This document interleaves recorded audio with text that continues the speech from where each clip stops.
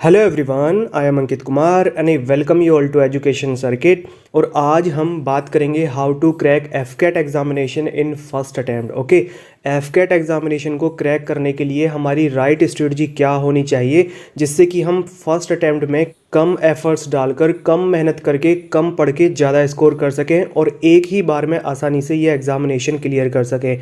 Okay, I have been getting a lot of request from a lot of candidates कि sir please write strategy बताइए, किस तरीके से पढ़ें, मैथ किस तरीके से तैयार करें, रीजनिंग, इंग्लिश एंड जीके किस तरीके से तैयार करें। We have fear of mathematics and GK, so today we are going to clear all the things. आज के इस वीडियो को देखने के बाद में आपको कोई भी ऐसा डाउट नहीं रहेगा। काफ़ी सारे कैंडिडेट्स ये बोलते हैं कि सर हमने बहुत मेहनत की है, हम बहुत मेहनत कर रहे हैं, लेकिन डिस्पाइट इट हमारा स्कोर नहीं बढ़ रहा है। ओके, वही हमारा 120 130 के आसपास ही वेरी करता रहता है और हम खूब मेहनत करते हैं। देखिए, एफकेट एक ऐसा एग्जामिनेशन है, यदि आप इसके लिए एमलेसली तैयारी करेंगे तो आप खूब पढ़ेंगे, खूब मेहनत करेंगे, लेकिन despite that you will not be able to clear even cut off. Okay, हो सकता है खूब मेहनत करने के बाद भी आपकी कट ऑफ तक क्लियर नहीं हो पाएगी। लेकिन यदि आपको ये पता चल जाए कि कहाँ से क्वेश्चंस आते हैं, कहाँ से कॉपी पेस्ट होते हैं, कौन से ऐसे टॉपिक्स हैं जहाँ से हर साल सेट पैटर्न के क्वेश्चंस उठाए जाते हैं और वो एफकेट में पूछे जाते हैं, तो बात बहुत ही इजी हो जाती है। ओके, एफकेट एक ऐसा एग्जामिनेशन है जिसमें फैक्चुअल टाइप के सेट पैटर्न के क्वेश्चंस पूछे जाते हैं हर साल, और ज़्यादातर कैंडिडेट्स को, ज़्यादातर क्या 99% कैंडिडेट्स को ये बात पता नहीं होती है और वो एमलेसली खूब मेहनत करते हैं, ब्लाइंडली खूब मेहनत करते हैं। वो पूरे मोटी मोटी बुक्स को ख़त्म कर लेते हैं, RS अग्रवाल पढ़ते हैं लोग और जीके की पता नहीं क्या क्या बुक्स पढ़ते हैं। लेकिन एफकेट एग्जामिनेशन के लिए इतना पढ़ने की ज़रूरत है ही नहीं। यदि आपको सही डायरेक्शन मिल जाए so you can score very well in your AFCAT examination without putting more efforts. Okay, तो आज हम यही बात करेंगे कि आपकी राइट स्ट्रेटजी क्या होनी चाहिए, कहाँ से क्वेश्चंस पूछे जाते हैं, कितने पूछे जाते हैं, कैसे पढ़ें, कहाँ से पढ़ें, क्या बुक हो, क्या सोर्स हो, और क्या हमारा शेड्यूल हो, क्या टाइम टेबल हो, और क्या हमारी अप्रोच होनी चाहिए। Today we are going to cover these all points. और ये जो स्ट्रेटजी जो मैं आज आपके साथ में बताने जा रहा हूँ, ये मेरी खुद की फॉलो की हुई, अप्लाई की हुई स्ट्रेटजी है। By using this strategy I scored 248 marks out of 300 in FCAT examination despite being a Hindi medium candidate. Okay, और यदि आपने ये स्ट्रेटजी फॉलो कर ली जो मैं आपको बताने जा रहा हूँ आज, तो ऐसी कोई ताकत नहीं है जो आपको एग्ज़ाम क्लियर करने से रोक दे। ओके, लोग जो पैनिक होते हैं ना, काफ़ी परेशान रहते हैं कि सर हमने बहुत मेहनत की थी, और वो फिर अपनी होप तोड़ने लगते हैं, वो गिव अप करने शुरू हो जाते हैं कि सर इतनी मेहनत करने के बाद भी हमारी कट ऑफ तक क्लियर नहीं हो पा रही है। तो आज मैं आपको ऐसा तरीका बताने जा रहा हूँ कि आपको इतनी मेहनत करने की ज़रूरत है ही नहीं। आपको ये पता चल जाए कि क्या पढ़ना है। राइट, पूरा पहाड़ उठाने की ज़रूरत नहीं है। पहाड़ में आपको चाहिए क्या, केवल उसी पॉइंट को आप टारगेट करिए। राइट, यदि आप पूरा पहाड़ उठाने की कोशिश करेंगे so it is very very difficult, and if you get to know कि हमको पिक क्या करना है उस पहाड़ में से, तो आप बड़े आसानी से केवल उसी चीज़ को टारगेट करेंगे। राइट, तो चलिए शुरू करते हैं। And before starting don't forget to click on subscribe button and active all notifications by clicking on bell icon, जिससे कि आपको आगे आने वाली आपके study material and SSB interview से रिलेटेड सभी वीडियोस टाइम टू टाइम मिलती रहें। आगे आने वाली वीडियोस में मैं आपको अपना एसएसबी का एक्सपीरियंस भी शेयर करूंगा। I am a recommended candidate, जो कि आपके एसएसबी इंटरव्यू में काफ़ी हेल्पफुल होगा। ओके, टेलीग्राम ग्रुप जरूर ज्वाइन कर लीजिए, because I keep on sharing very very important content on Telegram, and the link of Telegram is given in the description box below. Okay, चलिए start करते हैं। देखिए, किसी भी एग्जामिनेशन की तैयारी करने से पहले आपको सबसे पहले उस एग्जामिनेशन के बारे में जानने की ज़रूरत है। ओके, वो एग्जामिनेशन क्या है, क्या उसका स्टैंडर्ड है, एग्ज़ाम का लेवल क्या है, किस लेवल के क्वेश्चंस आते हैं, टोटल कितने क्वेश्चंस आते हैं, एक क्वेश्चन कितने नंबर का होता है, नेगेटिव मार्किंग कितनी होती है और कट ऑफ कितनी जाती है। ओके, तो उसी हिसाब से प्लान किया जाता है। तो सबसे पहले एफकेट एग्जामिनेशन के बारे में जान लेते हैं। देखिए, एफकेट एग्जामिनेशन साल में 2 बार ऑनलाइन माध्यम से कंडक्ट कराया जाता है, और इसमें टोटल 100 क्वेश्चंस होते हैं।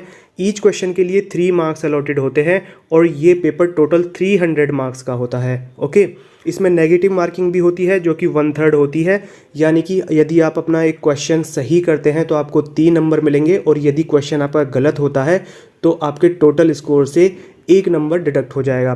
ओके, नेगेटिव मार्किंग के बारे में आपको पता होना बहुत ज़रूरी है, बिकॉज जब कैंडिडेट्स ज़्यादा तुक्का मारते हैं, 20-30 क्वेश्चंस गलत कर देते हैं, तो ये आपके स्कोर को पूरी तरीके से हिला देता है।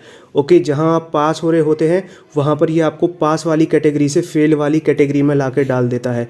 तो आप उन्हीं क्वेश्चंस में तुक्का लगाएं जिनमें आपको 50% श्योर हो कि हाँ भाई ये या तो इसमें से है या इसमें से है, कोई से दो में से एक है। जब आप कम से कम 2 ऑप्शंस को एलिमिनेट कर दें और जो 2 बचे हैं उनमें आप रिस्क ले सकते हैं कि भाई इनमें से कोई सा एक है, बिकॉज उसमें क्वेश्चन के सही होने के चांसेस बहुत ज़्यादा होते हैं। और यदि आपको चारों ऑप्शंस में से क्लू नहीं है कि भाई कौन सा हो सकता है, तो उसमें तुक्का कभी भी नहीं लगाएं। ओके, बिकॉज वो आपका 1 नंबर ले जाएगा, और जब कट ऑफ के बिल्कुल करीब होता है कैंडिडेट तो वहाँ पर 1 नंबर की बहुत अहमियत होती है। राइट, अब देखिए इसकी कट ऑफ की बात करते हैं। तो अभी तक एफकेट एग्जामिनेशन के इतिहास में सबसे हाईएस्ट कट ऑफ गई है 165, जो कि एफकेट 1 2021 की साइकिल में गई थी, और एफकेट 2 2021 में 157 कट ऑफ गई थी। ओके, अब देखिए ये कट ऑफ क्लियर करने के लिए 165 जो मार्क्स हैं, यदि हम इसको देखें कितने नंबर से 165 बनेंगे, तो 165 मार्क्स लाने के लिए हमको ओनली 55 क्वेश्चंस सही करने की ज़रूरत है। ओके, 55 ये सारे सही होने चाहिए, फिर नेगेटिव नहीं होना चाहिए। तो देखिए कट ऑफ क्लियर करने के लिए आपको ओनली 55 क्वेश्चंस अटेम्प्ट करने की ज़रूरत है आउट ऑफ 100। राइट, आप 45 क्वेश्चन छोड़ भी दें तो भी कोई दिक्कत नहीं है, आपके ओनली 55 क्वेश्चंस पर ही कट ऑफ क्लियर हो जा रही है, जो कि लगभग आधा है, 55% है। ओके, आप 60% भी मान लें तो भी 40% सिलेबस तो आपका छूट ही रहा है। लेकिन ये बात हम लोगों को समझ नहीं आती है। ओके, हमारी कोशिश ये होती है कि पूरे 300 के 300 नंबर लाए जाएं और पूरा का पूरा सिलेबस कवर किया जाए। देखिए आज तक कभी कोई 300 नंबर लेके आया है? नहीं। Selection only cut off clear करने वाले का भी होता है, और सिलेक्शन टॉपर का भी होता है, जो सबसे ज़्यादा स्कोर करता है 240 250 जो भी स्कोर करता है। सिलेक्शन उसका हो भी सकता है, नहीं भी हो सकता, ये डिपेंड करता है आपके एसएसबी पर। देखिए एफकेट का जो रिटन एग्जामिनेशन है, इसकी मेरिट में इंपॉर्टेंस होती है इसके स्कोर की, लेकिन एग्ज़ाम ये कितने नंबर का होता है? ये होता है 300 नंबर का। ओके, लेकिन आपका एसएसबी होता है 900 मार्क्स का, वो 900 नंबर का होता है। तो एसएसबी का काफ़ी बड़ा रोल होता है। यदि आपके ओनली 165 मार्क्स हैं लेकिन आप एसएसबी में अच्छा परफॉर्म कर रहे हैं तो आप सेलेक्ट हो जाएंगे, लेकिन यदि आपके 250 नंबर भी हैं तो भी कोई गारंटी नहीं है कि आपका एसएसबी क्लियर हो ही जाएगा। ओके, ऐसे बहुत सारे एग्जाम्पल होते हैं।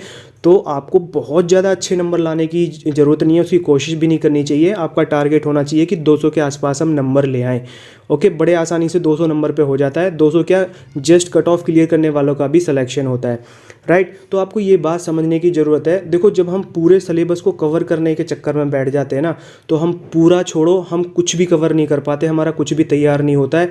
हम पढ़ते जाते हैं, भूलते जाते हैं और बाकी को कवर करते चले जाते हैं, और हमारी कट ऑफ तक क्लियर नहीं हो पाती है फिर ये 250 और 250 नंबर लाने के चक्कर में। So I want to say that आपको पूरा सिलेबस नहीं कवर करना चाहिए। आप पहले अपना वो सिलेबस कवर करो, उसको टारगेट बनाओ जिस पे आपकी कमांड अच्छी है। ओके, आप ओनली 80% सिलेबस कवर करो, लेकिन उसको अच्छे से कवर करो। उसका रिवीजन होना ज़रूरी है, उसका आप 2-3 बार रिवीजन ज़रूर करिए। और जो आपको लग रहा है जो लेंदी है, जिसमें आपका इंटरेस्ट नहीं है, उसको आप एक बार ऐसे ही देख लीजिए, हल्की नज़रों से देख लीजिए, एक बार प्रैक्टिस कर लीजिए। लेकिन जो आपको सॉलिड तैयारी करनी है वो अपना 80% सिलेबस बना के चलो। देखो यदि आप 80% तैयार करते हो, वो मैं आपको अभी बता दूंगा इस वीडियो में कि वो 80% क्या होगा। राइट, तो आप 80% में यदि 70% भी कर देते हो, 80 यानी कि 80 क्वेश्चंस में से ओनली 70 क्वेश्चन भी कर देते हो, तो भी आपके 210 नंबर बन जाते हैं। ओके, तो भी आपका बहुत अच्छा स्कोर हो जाता है। लेकिन दिक्कत तब आती है जब हम सारा तैयार करने के चक्कर में जो लेंदी पोर्शन है, जो डिफ़िकल्ट है, जिसको हम नहीं कर सकते, जिसको हम पिछले 22-23 सालों में नहीं सीख पाए, उस चीज़ को अब हम 2 महीने में कैसे मास्टर बन जाएंगे।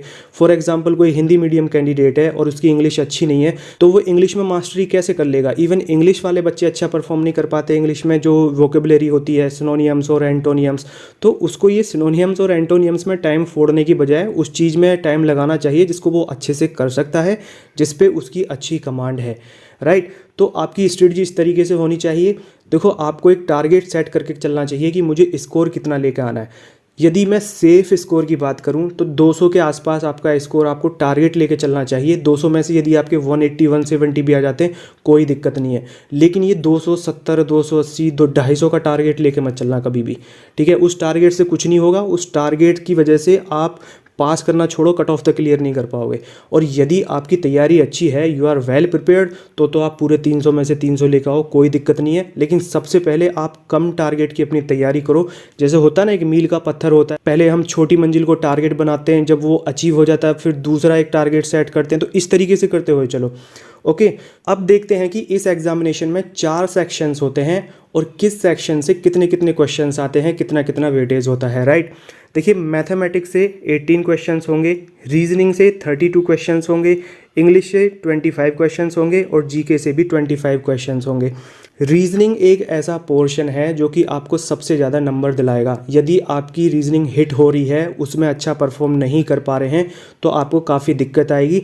बिकॉज जीके भी एक ऐसा पोर्शन होता है जिसमें सबसे कम नंबर आते हैं कैंडिडेट्स के, क्योंकि इसका सिलेबस बहुत वास्ट होता है, राइट। तो उसको कंट्रोल में लाना, सभी चीज़ें तैयार करना बहुत मुश्किल होता है। और इंग्लिश में भी काफ़ी पोर्शन ऐसा होता है जो कि वोकेबलरी का होता है, जो कि हमको कवर करना काफ़ी डिफ़िकल्ट होता है। सिनोनियम्स, एंटोनियम्स, ईडियम्स एंड फ्रेजेस, ये कितना ही पढ़ लो, कोई गारंटी नहीं है जो आपने पढ़ा है क्वेश्चन उसी में से आएगा, राइट।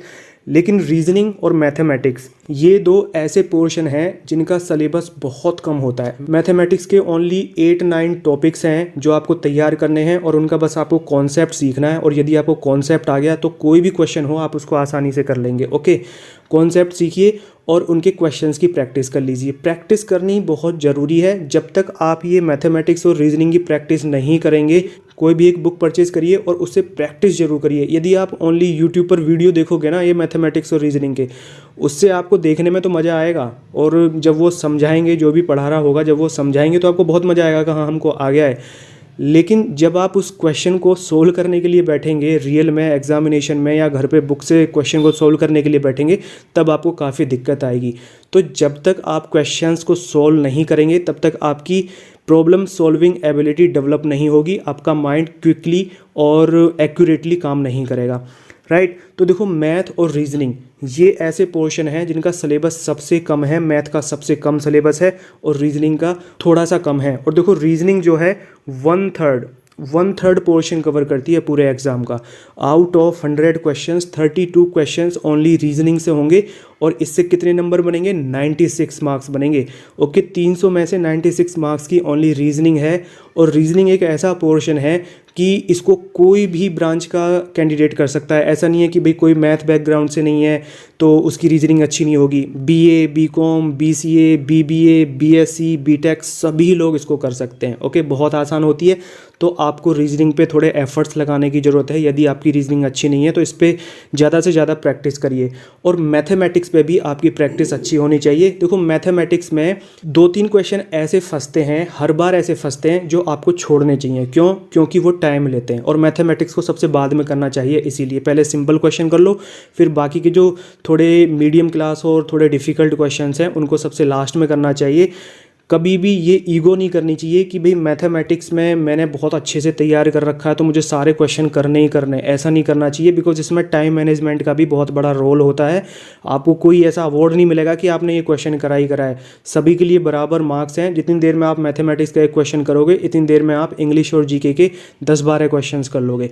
ओके, तो आपको ये बात समझने की ज़रूरत है। इंग्लिश में 25 क्वेश्चंस होंगे और इन 25 क्वेश्चंस में देखो, जैसे कि कंप्रहेंशन होता है और आपके स्पेलिंग्स होते हैं and idioms and phrases and sporting errors. ये बहुत ही आसान टॉपिक्स होते हैं, आसान पोर्शंस होते हैं जिनसे कि आप अच्छा स्कोर कर सकते हैं।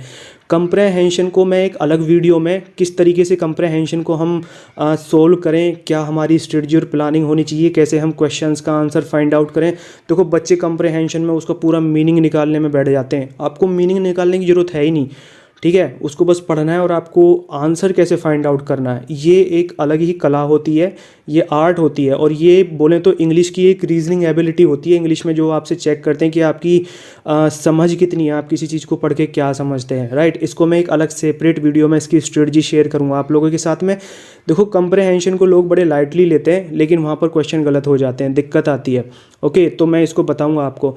और इसमें जो टॉपिक्स हैं लाइक सिनोनियम्स, एंटोनियम्स, इनको आपको बाद में तैयार करना चाहिए because it has very large syllabus. और कितना ही भी पढ़ लो, कोई गारंटी नहीं है कि आपसे उसमें से ही क्वेश्चन पूछा जाएगा। तो आपको इंग्लिश में इस तरीके से तैयारी करनी चाहिए। तो देखो, ये मैथ, रीजनिंग और इंग्लिश, ये तीनों पोर्शंस ऐसे पोर्शन हैं जो आपका 75% पोर्शन कवर करते हैं पूरे पेपर का। और यदि आपने इन तीनों में अच्छा कर लिया तो आप बड़े आसानी से 250 नंबर लेके आ सकते हैं। 250 में से माना 75 में से आपने 60 क्वेश्चन भी सही कर दिए तो आपके 180 मार्क्स बन जाते हैं। ओके, और इन तीनों सेक्शंस में सभी लोग अच्छा कर लेते हैं। लेकिन देखो, मेरी एडवाइस ये है, यदि आपको स्कोर करना है, यदि आपको शॉर्ट स्कोर करना है और कम पढ़ के स्कोर करना है, तो आपको मैथ और रीजनिंग पे अपनी अच्छी कमांड बनानी चाहिए, क्योंकि ये दोनों ऐसे टॉपिक्स हैं, ऐसे सेक्शंस हैं जिनमें बहुत कम पढ़ने की ज़रूरत होती है और ज़्यादा से ज़्यादा आप नंबर स्कोर कर सकते हैं। बस आपको कॉन्सेप्ट सीखना होता है। मैथ में क्वेश्चन क्या होते हैं, लाइक ट्रेन पर क्वेश्चंस होंगे, बोर्ड्स पर क्वेश्चंस होंगे, and profit and loss, average, इन पर क्वेश्चन होंगे। मैथ की मैंने एक अलग स्ट्रेटजी बना रखी है कि मैथ की तैयारी कैसे करनी चाहिए। इसका लिंक नीचे डिस्क्रिप्शन बॉक्स में और ऊपर आई बटन में भी दिया हुआ है, तो आप ये डायरेक्टली वीडियो देख सकते हैं। और मैं इसके अलावा भी ये डिटेल में कवर करूँगा अलग वीडियोज़ में, बिकॉज इस वीडियो में काफ़ी लंबा हो जाएगा कि इनकी कैसे डिटेल में तैयारी करें। ओके, क्या क्या टॉपिक हैं, किस टॉपिक से कितने क्वेश्चंस आते हैं, वो मैं सब आपको बताऊंगा। ओके, तो आपकी कोई भी वीडियो मिस नहीं होनी चाहिए, उसके लिए आप चैनल को सब्सक्राइब करके ऑल नोटिफिकेशंस को एक्टिव कर लीजिए, जिससे कि उनके सभी के नोटिफिकेशंस आपको टाइम टू टाइम मिलते रहें।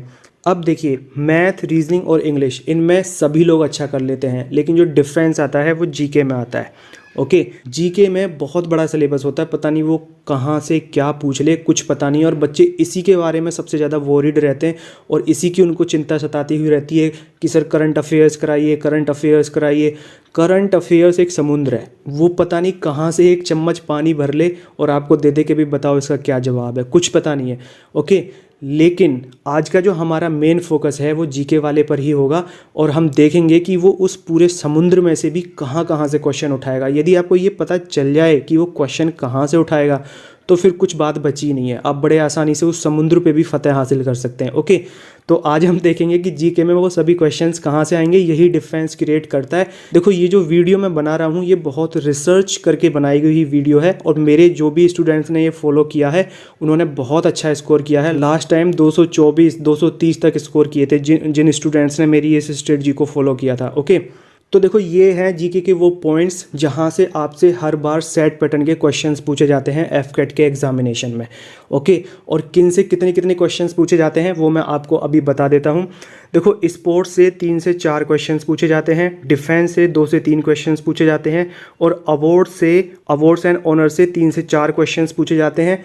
1 या 2 क्वेश्चंस आपके बुक्स एंड ऑथर से पूछा जाता है। इंडेक्स में इंडिया की रैंकिंग क्या रही है, इससे भी क्वेश्चन पूछा जाता है। और डेज, यानी कि वर्ल्ड इन्वायरमेंट डे कब मनाया जाता है, तो इस टाइप के क्वेश्चन से भी एक क्वेश्चन पूछा जाता है। ऐप्स, गवर्नमेंट के द्वारा जो ऐप्स लॉन्च किए गए हैं और गवर्नमेंट स्कीम, इससे भी एक क्वेश्चन पूछा जाता है। अपॉइंटमेंट से रिलेटेड भी एक क्वेश्चन पूछा जाता है। और पासेस मतलब जैसे कि नाथुला किन 2 कंट्रीज के बॉर्डर को ज्वाइन करता है, या पूछ लेगा कि जोजिला किन 2 शहरों को कनेक्ट करता है, किन 2 पहाड़ियों को कनेक्ट करता है, या कहाँ पर लोकेटेड है। ओके, तो पासेस से। और ट्राइब्स, डांसेस, ये क्लासिकल डांसेस, जैसे कि तमिलनाडु का क्लासिकल डांस क्या है। ओके, फेस्टिवल्स एंड टेम्पल्स जो ओल्ड टेम्पल्स हैं, जैसे कि कामाख्या टेम्पल कहाँ पे लोकेटेड है, आपसे ये पूछ लेगा। लिंगराज टेम्पल कहाँ पर है, किसने बनवाया था, इस टाइप से क्वेश्चन होगा। और एक क्वेश्चन होता है फर्स्ट में, देखो जैसे कि पूछ लेगा कि फर्स्ट प्रेसिडेंट ऑफ इंडिया कौन थे, या फर्स्ट आर्मी चीफ कौन थे, या फर्स्ट वर्ल्ड कप क्रिकेट का किसने जीता था, या किस ईयर में खेला गया था, पहली माउंट एवरेस्ट पर फतह करने वाली महिला कौन थी। इस टाइप के जो फर्स्ट वाले मिसलेनियस टाइप के क्वेश्चन होते हैं, इनसे भी क्वेश्चन पूछे जाते हैं जरूर। ओके, हेड क्वार्टर से क्वेश्चन जरूर पूछा जाता है, पूछ लेगा यूनेस्को का हेड क्वार्टर कहाँ पर है, फीफा का हेड क्वार्टर कहाँ पर है। कैपिटल से रिलेटेड क्वेश्चन पूछे जाते हैं। कैपिटल्स में ज़्यादातर ये आपके अफ्रीकन कंट्रीज़ और central Asian and south east Asia की जो कंट्रीज़ हैं, इनसे रिलेटेड कैपिटल्स आपसे ज़्यादा पूछी जाती हैं। और कंट्रीज़ की करेंसी और ज्योग्राफी से आपसे 2 से 3 क्वेश्चंस पूछे जाते हैं। हिस्ट्री से भी 2 से 3 क्वेश्चंस पूछे जाते हैं। पॉलिटी से भी 2 से 3 क्वेश्चंस पूछे जाते हैं। और साइंस से 3 से 4 क्वेश्चंस पूछे जाते हैं। और 1 या 2 क्वेश्चंस इकोनॉमिक्स से। और अदर्स में कुछ भी करंट में जो भी चल रहा होगा वो कुछ भी पूछ सकता है। पूछ लेगा कि 2+2 मीटिंग कहाँ पर हुई थी, G20 की समिट कहाँ पर हुई थी। इसका कोई लिमिट नहीं है, पता नहीं कहाँ से क्या पूछ ले। ओके, तो ये इसमें अदर्स में ये 2-3 क्वेश्चंस होते हैं। स्पोर्ट्स में आपसे जो क्वेश्चंस पूछे जाते हैं, जैसे कि अभी हाल ही में T20 वर्ल्ड कप हुआ है और ओलंपिक गेम्स हुए हैं, तो इससे related questions and sports events के वेन्यूज़, इनसे रिलेटेड क्वेश्चंस पूछे जाते हैं, ICC के अवार्ड। और देखो, ये Olympic games and T20 world cup से रिलेटेड मैं क्वेश्चंस ऑलरेडी कवर करा चुका हूँ, वीडियोज़ में बना चुका हूँ। कंप्लीट प्लेलिस्ट का लिंक नीचे डिस्क्रिप्शन बॉक्स में दिया हुआ है। डिफेंस से रिलेटेड क्वेश्चंस वो ऐसे पूछते हैं जैसे कि joint military exercise, army, navy, air force के अभी करंट चीफ कौन है, अभी रिसेंटली कौन सी सबमरीन को कमीशन किया गया है आर्मी में, या डिफेंस डील्स और जॉइंट मिलिट्री एक्सरसाइज किन दो कंट्रीज़ के बीच में कंडक्ट कराई जाती है, किसी भी एक एक्सरसाइज का नाम दे देगा। ओके, अवार्ड्स में जैसे कि civilian awards like Padma awards, Bharat Ratna, gallantry awards and Grammy awards, Oscar awards, film fair awards, ये जितने भी अवार्ड्स हैं इन सब से भी आपसे 2 से 3 क्वेश्चंस पूछे जाएंगे। और देखो, इनमें से ज़्यादातर अवार्ड्स को मैं कवर कर चुका हूँ और रिमेनिंग को मैं आगे आने वाली वीडियोस में कवर करूँगा। ओके, और ये ज्योग्राफी, हिस्ट्री एंड पॉलिटी, इनको मैं आगे आने वाली वीडियोस में ब्रीफ में कवर करूँगा, जिससे कि आप आसानी से क्वेश्चंस को सॉल्व कर सकें। वही टॉपिक्स कवर करने की कोशिश करूँगा जिनसे कि आपके एग्जामिनेशंस में हर साल सेट पैटर्न के क्वेश्चंस पूछे जाते हैं। ओके, देखो, आप कुछ भी पढ़ो या मत पढ़ो, लेकिन इन टॉपिक्स को जरूर पढ़ के जाना। आपको जीके के 80% जो क्वेश्चंस होंगे वो इन्हीं टॉपिक्स में से देखने को मिलेंगे। ओके, अब बच्चे ये पूछते हैं कि सर कौन सी बुक फॉलो की जाए, तो देखो, आपको ये टॉपिक्स कवर करने हैं। ओके, और ऐसी कोई बुक बनी ही नहीं है जो इन सभी टॉपिक्स को कवर करती हो, क्योंकि ये जो करंट अफेयर्स के जो टॉपिक हैं, स्पोर्ट्स, डिफेंस, अवार्ड्स में, इनमें काफ़ी सारी चीज़ें ऐसी होती हैं जो करंट की होती हैं और कुछ चीज़ें ऐसी होती हैं जो स्टैटिक की होती हैं। जैसे कि किसी भी गेम में कितने खिलाड़ी खेलते हैं, ये स्टैटिक का पार्ट है। और जैसे कि अभी T20 वर्ल्ड कप हुआ है तो पूछ लेगा कि T20 वर्ल्ड कप में सबसे ज़्यादा विकेट्स किसने लिए, तो ये करंट अफेयर्स का पार्ट है, राइट। तो ये किसी भी बुक में नहीं लिखा होगा, इसके लिए आपको गूगल और यूट्यूब की हेल्प लेनी पड़ेगी। और जो स्टैटिक वाले पोर्शन है उसके लिए आपको बुक्स की हेल्प लेनी पड़ेगी। यदि बुक्स की बात करें तो आप ल्यूसेंट या अरिहंत की एफकेट की बुक, इनमें से कोई सी भी एक फॉलो कर सकते हैं, या आप गूगल का इस्तेमाल करिए, Google is the best option. Okay, आपको ये टॉपिक तैयार करने, चाहे अभी आप ये किसी भी बुक से करें, 1 बुक हो, 2 बुक हो, किसी भी बुक से कर लें, लेकिन आपको ये टॉपिक तैयार करने हैं। Okay, history, geography, polity, science बहुत ज़्यादा डिटेल में जाने की ज़रूरत नहीं है। फैक्चुअल टाइप के क्वेश्चंस पूछे जाते हैं, सीडीएस टाइप के क्वेश्चंस नहीं पूछे जाएंगे, राइट। तो इनमें से देखो, ज़्यादातर टॉपिक्स को मैं कवर करा चुका हूँ और आगे आने वाली वीडियोस में आपके एग्जामिनेशंस तक मैं कोशिश करूँगा इनमें से ज़्यादातर ऑलमोस्ट सारे के सारे टॉपिक्स को कवर कराने की। ओके, लेकिन फिर भी आपको किसी के ऊपर डिपेंडेंट नहीं रहना चाहिए, आपको अपनी तैयारी बुक से शुरू कर देनी चाहिए। ओके, बुक से एंड इंटरनेट से। इन सभी टॉपिक्स को मैं डिफरेंट वीडियोज़ में कराऊंगा और फिर आपकी मैं मैराथन भी कराऊंगा एग्जाम से 1 वीक पहले। ओके, तो आपकी कोई भी वीडियो मिस नहीं होनी चाहिए। उसके लिए आप चैनल को सब्सक्राइब करके बेल आइकन पर क्लिक करके ऑल नोटिफिकेशंस को एक्टिव जरूर कर लें, जिससे कि आपकी कोई भी वीडियो मिस ना हो। ओके, तो देखो, अभी तक हमने बात की है math, reasoning, English and GK की। इसके अलावा आपको कुछ और भी काम करना है, वो है एफकेट के प्रीवियस ईयर्स के जो क्वेश्चन पेपर्स हैं उनसे आपको इंग्लिश और जीके, इन 2 पोर्शन को कवर करना है। इंग्लिश में आपको क्या कवर करना है, like synonyms and एंटोनियम्स, one word substitution and idioms and phrases, जो वोकेबलरी वाला पार्ट है। और जीके से आपको ये साइंस, हिस्ट्री, ज्योग्राफी वगैरह के जो क्वेश्चंस हैं, बायोलॉजी वगैरह के, ये आपको देखने हैं, क्योंकि ये रिपीट होते रहते हैं। प्रीवियस ईयर्स से क्वेश्चंस रिपीट होते हैं एफकेट में। और देखो, एफकेट के मैं कई सारे पेपर्स को ऑलरेडी सॉल्व करवा चुका हूँ वीडियोज़ के फॉर्म में। उन वीडियोज़ का लिंक नीचे डिस्क्रिप्शन बॉक्स में दिया हुआ है, आप प्लीज़ उनको ज़रूर देखिए। और रिमेनिंग जो पेपर्स हैं उनको मैं आगे आने वाली वीडियोज़ में कवर कराऊँगा। ओके, तो आपकी वो कोई भी वीडियो मिस नहीं होनी चाहिए। और इसके अलावा आपको एसएससी के क्वेश्चंस भी देखने चाहिए यदि आपके पास में टाइम बचता है तो। ओके, देखो, ये जो मैंने अभी आपको बताए हैं, जितने भी टॉपिक्स बताए हैं, पहले आपको वो करने हैं बुक से और गूगल से, इंटरनेट से, और जो मैं कराऊंगा उनसे सबसे। ओके, ये एसएससी के जो क्वेश्चंस हैं इनको आप बाद में करना जब आपके पास में टाइम बच जाए, राइट। इनको पहले मत करने बैठ जाना, क्योंकि ऐसी कोई गारंटी नहीं है कि जो आप पढ़ोगे वही आ जाएगा। अब ये एसएससी के जो क्वेश्चंस हैं इनको कहाँ से तैयार करें, तो देखो, यूट्यूब पर काफ़ी सारे ऐसे चैनल्स हैं जो एसएससी की तैयारी कराते हैं, जीके और इंग्लिश की। ओके, वो लोग एसएससी में जो पूछे गए क्वेश्चंस हैं उनको कवर कराते हैं, तो आप उन वीडियोज़ को देखिए। जब आप उनको देखोगे तो आपको काफ़ी सारी चीज़ें पता चल जाएंगी और आपकी तैयारी अच्छी हो जाएगी, राइट। अब देखिए, अभी तक हमने देखा है कि पढ़ना क्या है और कहाँ से है। अब हमको देखना है कि पढ़ना कैसे है, हमारा शेड्यूल कैसे होना चाहिए। ओके, तो देखिए, आपको सबसे पहले शेड्यूल बनाने की ज़रूरत है अपने हर टॉपिक के लिए। दिन दीजिए, डेज डिवाइड करिए कि लाइक मैथमेटिक्स को मैं 8 दिन में कवर कर लूँगा या कर लूँगी, रीजनिंग को 5 दिन में, इंग्लिश को 7 दिन में, जीके को 7 दिन में। ये मैंने एग्जांपल लिया है, बाकी आपके ऊपर डिपेंड करता है कि आप कितने दिन में किस टॉपिक को तैयार करते हैं। मैथमेटिक्स थोड़ा सा कैलकुलेटिव है, तो आपको क्वेश्चंस की प्रैक्टिस करने की ज़रूरत है, तो हो सकता है आपको 2-4 दिन लग जाएँ, 4-5 दिन लग जाएँ।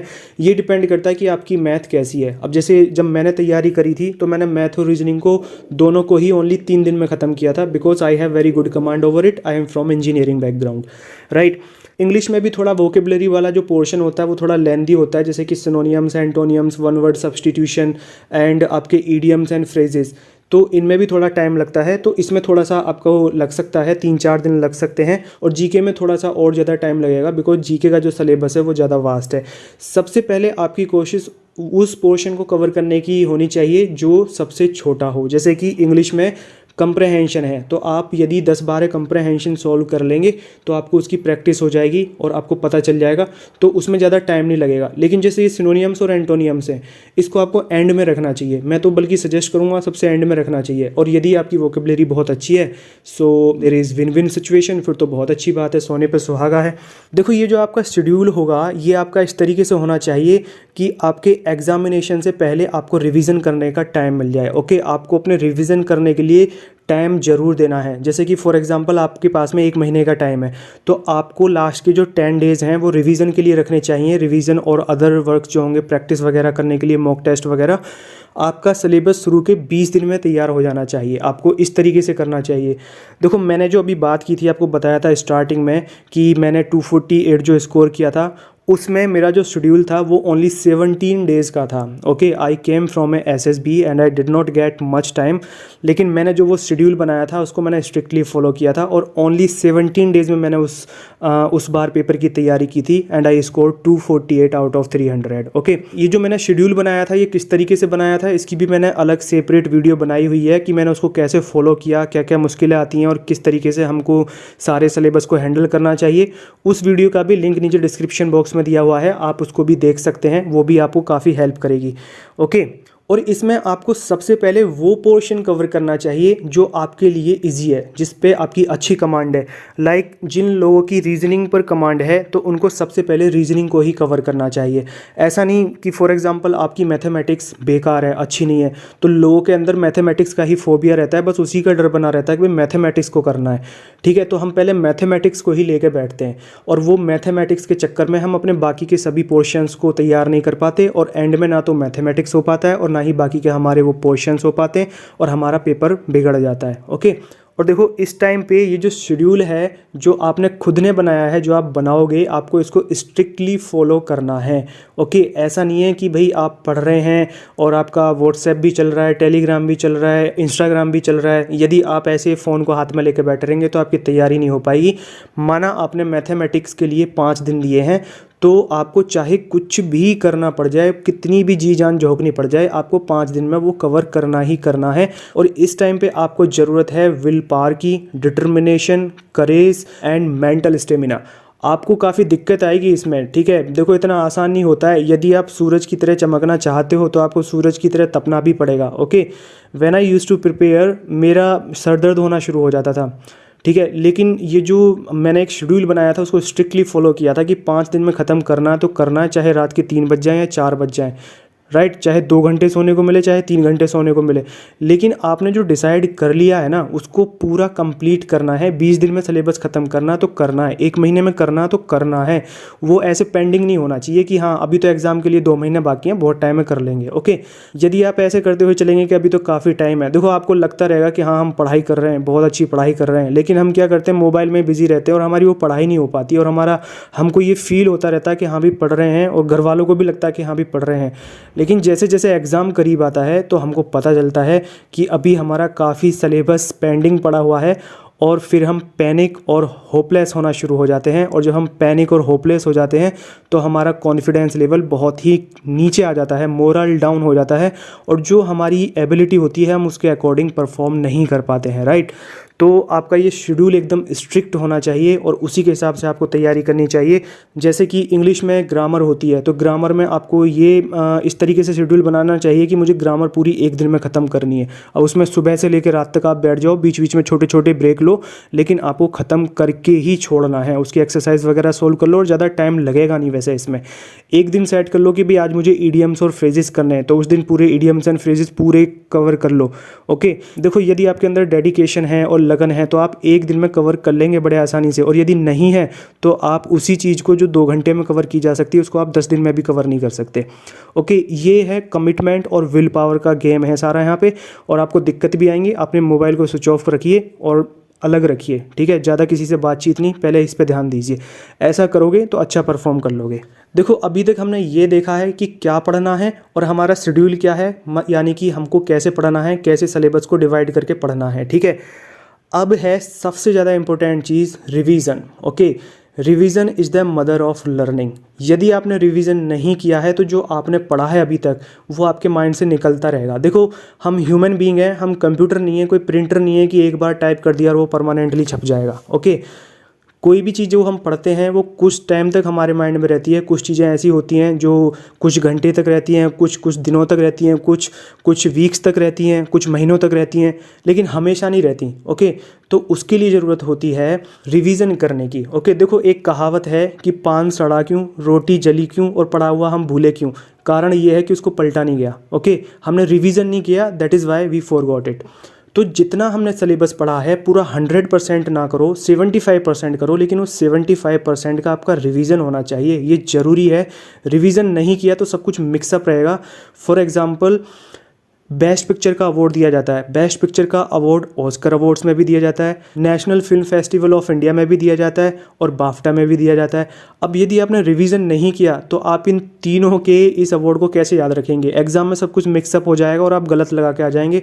वो पूछेगा कि नेशनल फिल्म फेस्टिवल में किसको बेस्ट पिक्चर का अवार्ड दिया गया, आपके दिमाग में आएगा कि अरे यार वो बाफ्टा वाला था या ऑस्कर वाला था, और आप उसी में से किसी एक को टिक करके आ जाएंगे और आपका क्वेश्चन गलत हो जाएगा। तो इसी वजह से मैंने स्टार्टिंग में आपको बोला था कि पूरा सिलेबस तैयार ना करो, ओनली 75 to 80 करो, लेकिन जो कर रहे हो उसको पहले रिवाइज कर लो 2-3 बार, और वो आपका अच्छा होना चाहिए। जब वो पूरा हो जाए तब उसके बाद में बाकी का सिलेबस को आप 1-2 बार में कर सकते हो।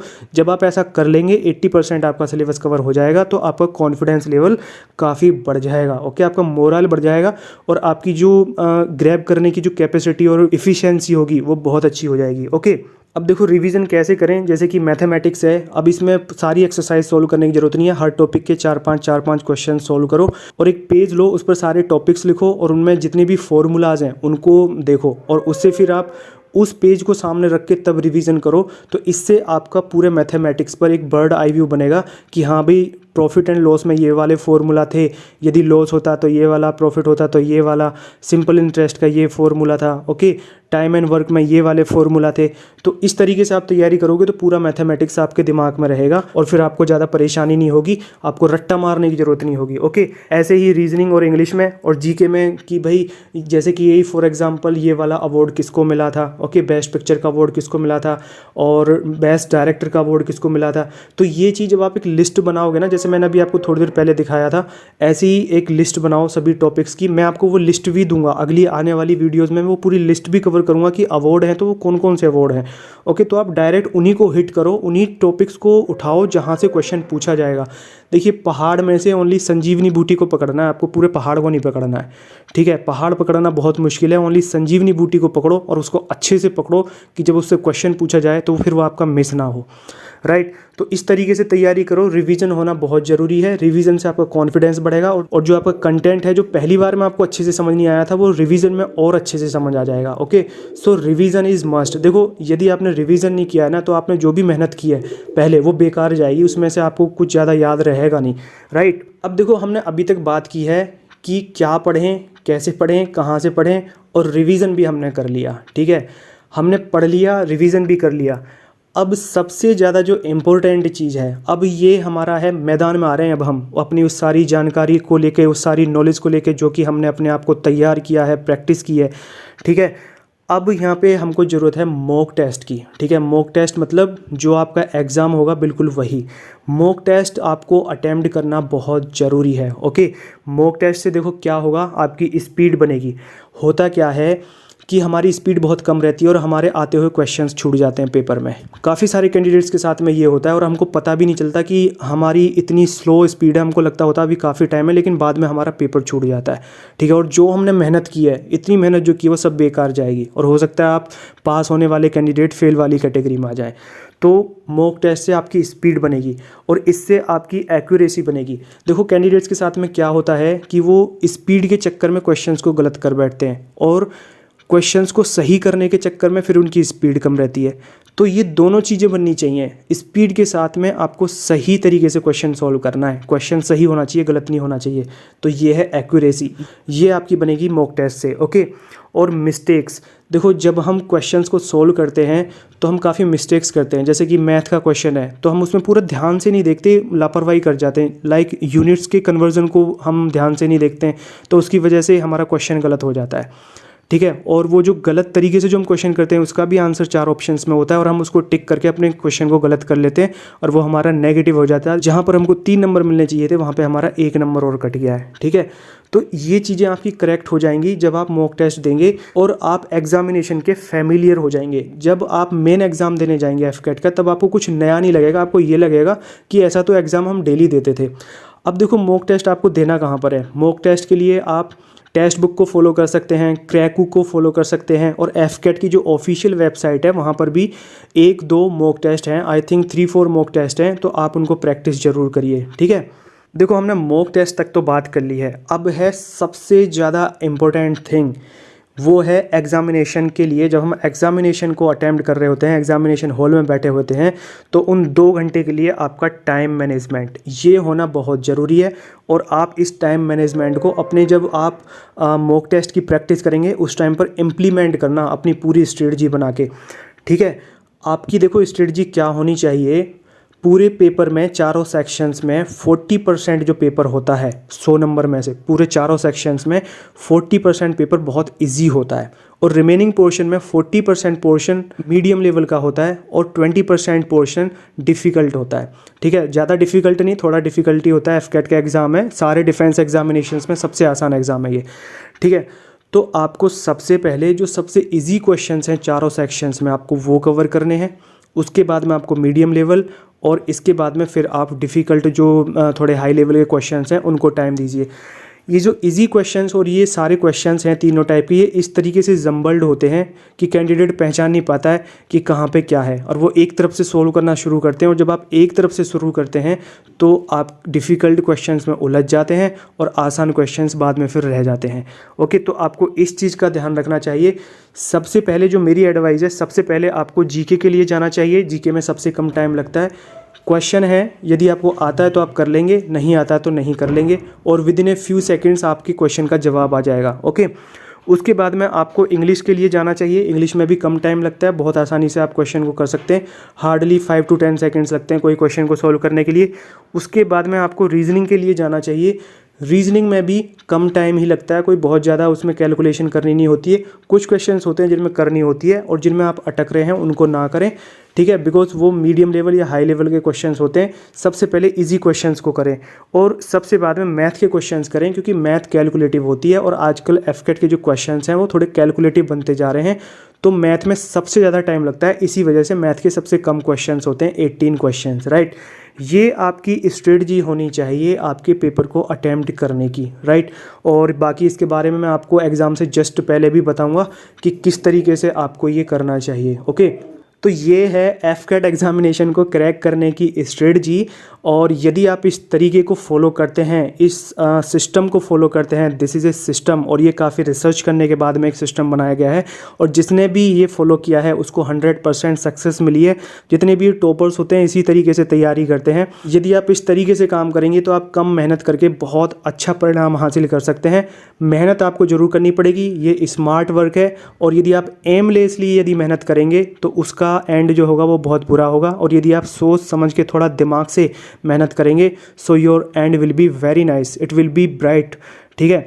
तो आपको इस तरीके से फॉलो करना है। I used this strategy and despite being a Hindi medium candidate I score 248 marks out of 300 in AFCAT. Okay, और देखो एफकैट की प्रिपरेशन के लिए जितने भी टॉपिक्स मैंने अभी बताए हैं मैं उनको ऑलमोस्ट सभी को कवर कराऊंगा, तो आपकी कोई भी वीडियो मिस ना हो उसके लिए आप इस चैनल को सब्सक्राइब कर लीजिए और ऑल नोटिफिकेशंस को एक्टिव कर लीजिए by clicking on bell icon. Okay, और यदि ये वीडियो आपको अच्छा लगा हो तो प्लीज़ लाइक और शेयर जरूर करिए। And all the very best for your written examination and SSB, and that's all for today. Bye for now.